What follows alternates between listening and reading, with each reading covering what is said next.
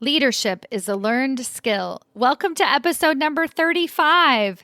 In today's episode, I'm going into part 2 of a 3-part series that I'm offering you this month called Executive Ahead of Time. In last week's episode, number 34, we talked about how you can start becoming the executive, becoming the job that you want versus the job that you have by creating more influence for yourself at your organization.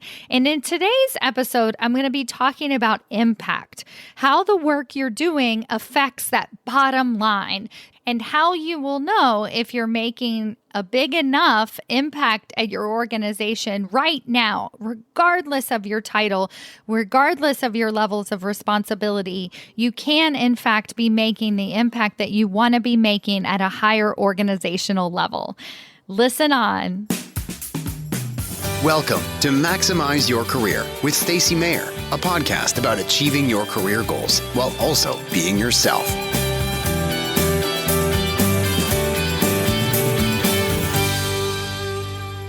Hello, everyone. Welcome to another episode of Maximize Your Career with Stacy Mayer. So excited to be here with you again this week. I am absolutely thrilled with the feedback I've been receiving about this podcast series so far called Executive Ahead of Time. So if you haven't had a chance to listen to the first episode, don't worry. Listen to episode 34. In this podcast series, I'm going through all of the different ways that you can become the executive ahead of time, essentially shortcutting your way to the top, not in a bad way, not in a way that cuts corners, but in a way that actually gets you promoted in a timely fashion to the position and getting the recognition that you already deserve. In each of these series, I'm going to be breaking down what you really want to be doing in order to be seen as the executive ahead of time. In episode number 34, I talked about influence, how influence isn't something that just happens to you once you get promoted, but it's something that you actually go out and actively get. People who have influence at your organization know and identify themselves as influencers. They surround themselves with people that they can, in fact, influence. And that is something that you can start doing today. So after you get done listening to this episode, go back, listen to episode number 34. And then next week, I'm going to be talking to you about energy. We all want to have the energy to do the best job. We don't want to get burned out. And many corporate managers that I speak with actually don't go for senior executive positions simply because they are worried about their stress management. They're already feeling overworked, so they can't figure out a way to get themselves promoted without doing even more work. So my goal is to show you how you can get promoted into senior executive positions in one way to be successful once you actually get there, and also to maintain your energy as well. So we'll be going into that a little bit more next week. But today's episode is all about impact. We want to see the fruits of our labor. We want to actually see the impact that our work is making on the organization. And many of you probably feel like that's a reason to get promoted, because if you get promoted into a senior executive leadership position, you will have more impact on the company's bottom line. For 2 reasons. One is that you'll be in the senior executive leadership meetings. You'll be in more meetings with the CEO. You'll be having more boardroom conversations. You'll actually be in the room where it happens from Hamilton. And you'll actually be involved in these higher level decisions. Another reason why it feels like if once I get promoted into a senior executive position, then I'll have more impact is because you're actually leading more people. So if you're in these executive positions, you're a manager of managers, right? And then those people are managing other managers, or they're managing individual contributors, whatever that is. But many times you can get upwards to being in charge of 200, 300, 500 people at your organization that you are in fact leading the charge of. Now, if that feels daunting to you, don't worry. I'm going to give you all the tools to help you be successful once you actually get to that position. But if it feels exciting to you, I want you to start thinking about what I'm going to teach you today and really applying these tools so that you can start making the impact that you want to be making at your organization right now. So I talked about how it feels like it's something that happens next. Like once you get promoted, then I'll have a bigger impact. But I want you to think about this a little bit differently. Let's start thinking about what is the impact that I could be making at my organization right now. Now, many of you think about this very literally. You're thinking about, okay, I'm working on this project and I want to do a good job on this project, and then that's going to have a bigger impact on the organization. But I'm talking about elevating that one step up, right? So getting yourself out of the day-to-day operations of what you're working on. Yes, continue to do a great job, continue to be performing well, continue to have excellent results. But I want you to start thinking about how is what you're working on impacting the larger organization. And if it's not clear, then I'm going to give you the skills to go out and figure out how what you're doing actually impacts the greater organization. Now, besides just seeing how your work matters on the higher organizational level, the other reason that you want to really have impact at your organization right now is because it leads to higher job satisfaction. An organization called Bamboo HR did a survey, and they discovered that 1/3 of workers said they would rather have an executive send a company-wide email praising their accomplishments than receive a $500 bonus that went unpublicized. It feels good to know that your hard work is actually having an impact on the organization. It feels good to have that impact recognized. It's also great for the business. It's great for the bottom line to have a better impact at your organization. Engaged employees are more present and more productive. They are more attuned to the needs of customers, and they are more observant of processes, standards, and systems. A survey conducted by Gallup is the organization that created StrengthsFinder. They reported that highly engaged business units achieve a 10% increase in customer ratings and a 20% increase in sales. Engaged employees are more present, they're more productive, and when taken together, the behaviors of a highly engaged business unit result in 21% greater profitability for the organization. So if you are more engaged, if you are more productive, then your organization has the chance of having a 20% increase in their profitability. These are all reasons why it's so important to start making that impact at your organization today. And the other reason why it's a really fantastic idea to start making that impact right away is because it increases your chance of getting a promotion in the future. I'm going to share with you a little case study here. So Chuck Robbins is actually currently the CEO of Cisco, and he was driving $47 billion in revenue for Cisco as a senior vice president before being leapfrogged into a CEO position. So when he received the CEO title, I think it's been about 5 years ago now, people were shocked. They were surprised because most of us think that it's lateral moves, right? Like the next best position. We don't really think that we could skip from a senior vice president to the CEO of an organization. And so it was, yes, in fact, surprising. But then once they realized his accomplishments up until that point, everybody got on board. Everybody rallied around him and completely understood why he was chosen to be CEO of the organization. Let me give you an idea of something that he accomplished as an SVP.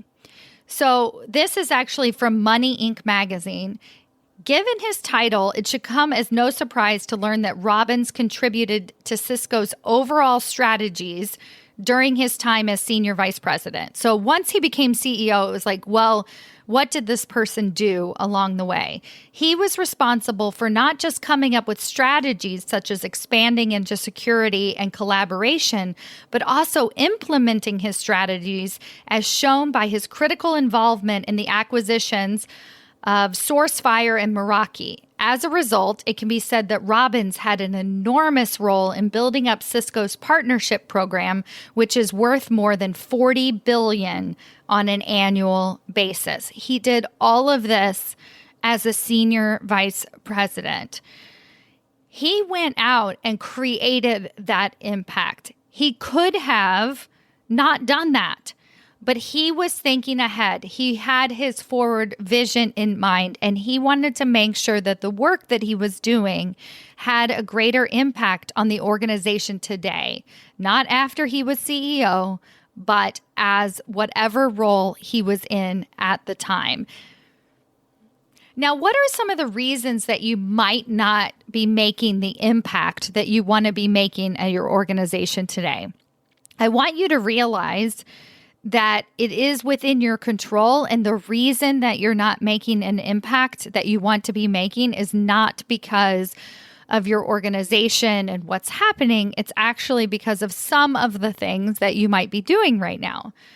So one of the thoughts that you might be having is that it's someone else's job, right? You might be thinking, well, I'm just the senior vice president. I'm not supposed to be responsible for acquisitions. That's not part of my job, right?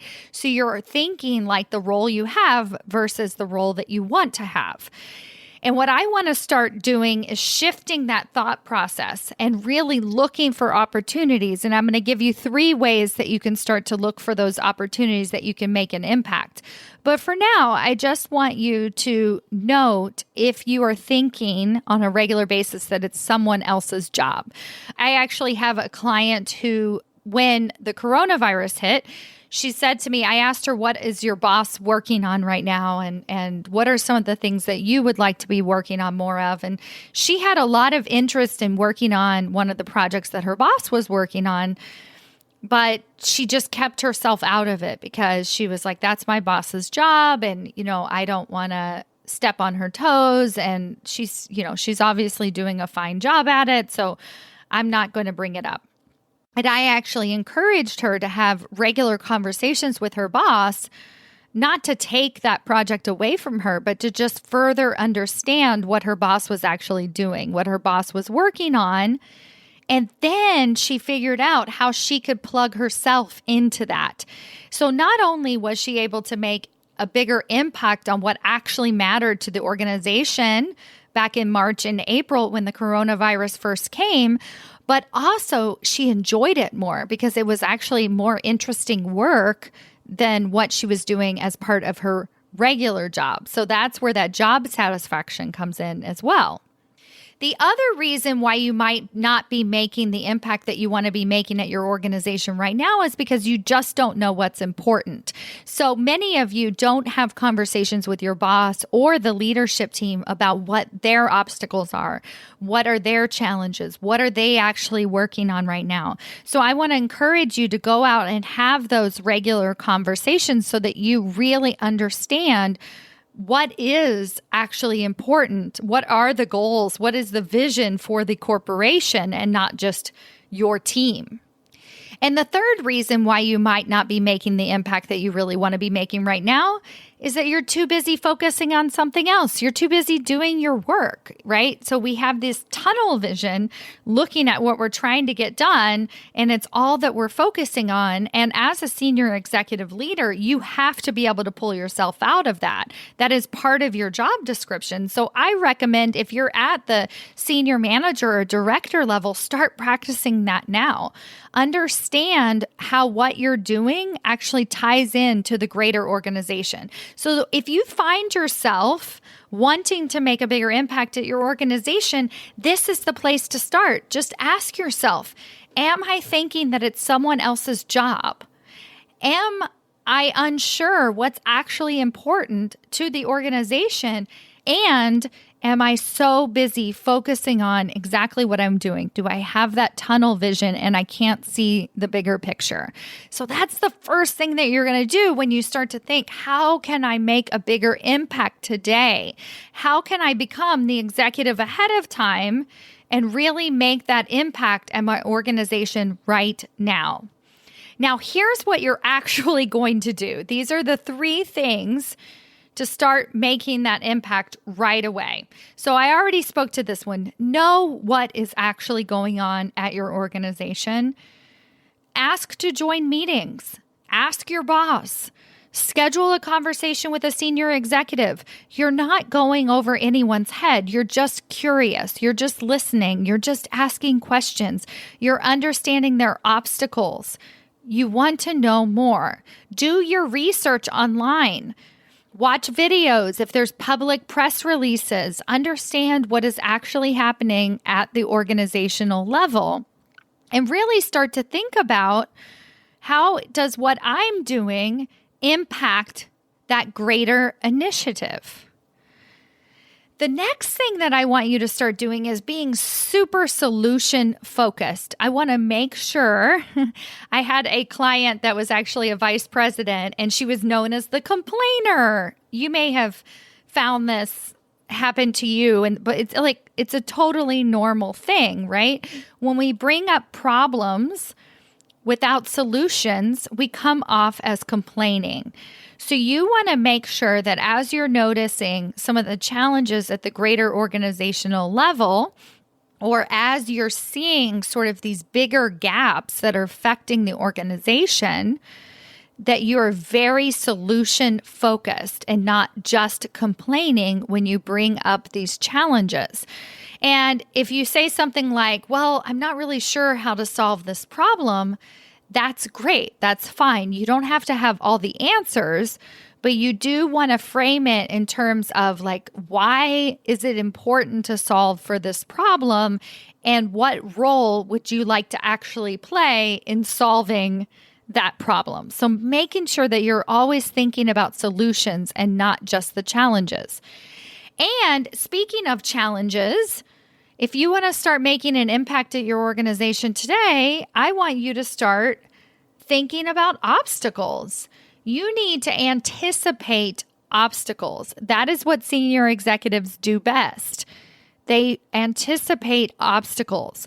I have a client who's a vice president, and you have heard me talk about her many, many times. She anticipated some of the challenges that her team would face from a sales perspective back in February when the coronavirus outbreak was happening in China. So before it even moved to the US, she was anticipating some of the obstacles that her team might face. She had no idea what was about to happen. This was about a good solid 30 days before the entire country shut down. But before that, she was already starting to bring up at a higher organizational level some of the obstacles that could potentially happen. So really thinking about that, what are some obstacles that your team is facing? What about the higher organizational level? What are some things and some ideas that you can bring up? And also tying that into some possible solutions. So that's what you're going to start doing. You're going to start making a bigger impact at your organization today by doing these 3 things. You're going to know what's going on in the organization. You're going to actually put yourself in the middle of conversations. You're going to ask better questions to your boss. You're going to schedule more meetings with executives, people that you don't know that well, really understanding what the greater needs of the organization are. You are going to offer solutions to problems and not just point out challenges and problems. And you're also going to understand and anticipate obstacles. Each of these things are also job qualities of a senior executive leader, and you're just going to start doing it now. Now, here's a bonus suggestion before I close out here. I really want you to try and understand this. So you're going to be thinking, okay, thanks, Stacy. I got this. I'm going to go gather information. Great. Easy to do. Schedule meetings. I understand some challenges, right? Then when it comes to actually presenting solutions and obstacles, you're going to tell yourself a story. And the story looks a little bit like this. It looks a little bit like, I don't know. I don't know, Stacy. I actually don't have solutions. I actually don't know what to say. I actually don't know what the obstacles might be, right? So that is inevitably the next phase that happens for people when they start to do this work. And here is the kicker. All you have to do to figure it out is tell yourself you do know. Ask yourself the question, what is it that I do actually know? And inevitably, where this is going to take you is into more of a strategic or visionary idea. Let me give you an example. So my client who is the vice president, right, anticipating obstacles once she found out about the coronavirus happening in China and she knew what was happening and she wanted to create a plan for her team. She didn't know the logistics. She didn't know that within 1 month's time, universities were actually going to be shut down. There is no way that she could have truly anticipated the magnitude of what was about to happen in the country. But what she did know is two things. She did know she works in international travel. She did know that if there is an outbreak in China and people can't travel to China, then that is going to affect her organization. She did know as a sales leader, as a leader in sales, she knew how to focus on solutions. She knew how to look at the bigger picture and not focus on what she could not control. She can't control whether or not we're going to be able to get on planes and actually travel to other countries, but what she could control is those relationships. She could control how her team is connecting with their clients. That is a way that she was actually able to stay out of the, well, I don't really know because we don't know what's going to happen and we don't know, and I just can't come up with any ideas, to the place where she was like, okay, well, what do I know? I know what I know, right? And I'm going to lead my team and inspire my team that way. And that is exactly why she had the best sales numbers of March, the best sales numbers in April. These are the best sales numbers than in previous years. So she had higher sales numbers. And the only reason she did is because she actively seeked out, how do I come up with solutions and anticipate obstacles? And in turn, as a benefit, she was actually able to make a larger impact at her organization. And how will you know if that impact is working? How will you know if you are, in fact, making a bigger impact at your organization? Well, one way would be if they mention you, right? So like the study where they said that they would rather receive a company-wide email versus a $500 honorarium, right? So if people are mentioning you and your contribution, then chances are good that you are, in fact, making a bigger impact at your organization. Going back to episode number 34, if people are actually asking you for your opinion. So if you feel like you're finally having influence at your organization, then chances are good that you're also impacting and affecting the bottom line.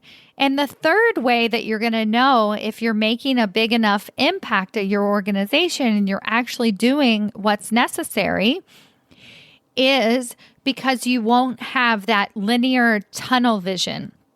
You'll start to notice that you're thinking differently. You'll start to notice that you're noticing higher level problems. You'll start to notice that you're being included in conversations at a higher level. All of this stuff is going to lead to greater job satisfaction. All of this is going to help you be more productive at your organization today. And if you can be more productive, then what greater impact could you have at your company? What greater impact could you have as an outcome for your 60 plus hours a week that you're already putting into your organization? And if you have that impact today, people will see your value and you will get promoted faster into a senior executive leadership position. as I mentioned, this is part 2 of a 3-part series. Make sure that you join me next week to learn about energy, how as you continue to move up the corporate chain, how you're able to not only maintain your energy as a corporate executive, but you're able to find more energy because, in fact, you're making a bigger influence, you're having more impact at your organization, and you feel better about the work that you're doing. Thank you so much for joining me today, and I'll see you next week. Bye. Before you go, if you are interested in diving into this work a little bit deeper, then I invite you to join me for a free live masterclass that I am offering this month on scaling yourself to the C-suite, no matter what.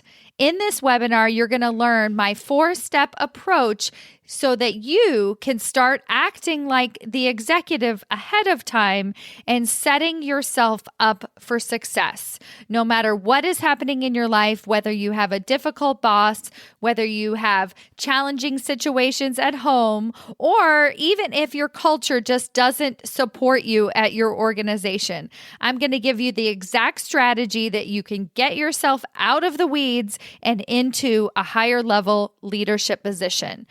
Register for free at stacymayer.com/C-suite. That's STACYMAYER.com/CSUITE.